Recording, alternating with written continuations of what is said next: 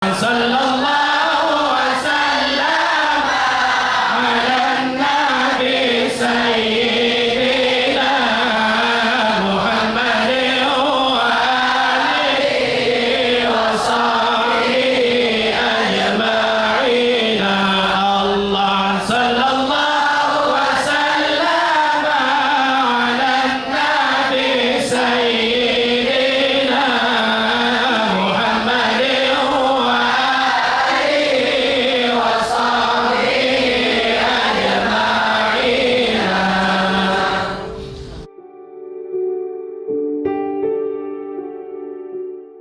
Ratusan santri dari sejumlah daerah di Banda Aceh dan Aceh Besar melakukan takziah untuk almarhumah Hajah Emi Sukarmi binti Matsari yang merupakan mertua PLT Gubernur Aceh Nova Iriansyah Minggu 1 Maret 2020. Almarhumah Hajah Emi Sukarmi meninggal dunia pada hari Selasa 25 Februari 2020 pukul 2:06 WIB di Rumah Sakit Mitra Keluarga, Bekasi.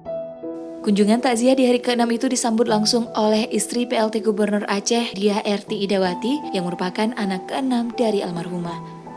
Selain ratusan santri, takziah juga dihadiri sejumlah tamu dari Ikatan Keluarga Alumni atau IKA Institut Teknologi 10 November atau ITS. DRT Idawati dalam sambutannya usai takziah bersama menyampaikan rasa terima kasih atas doa yang dikhususkan untuk ibundanya.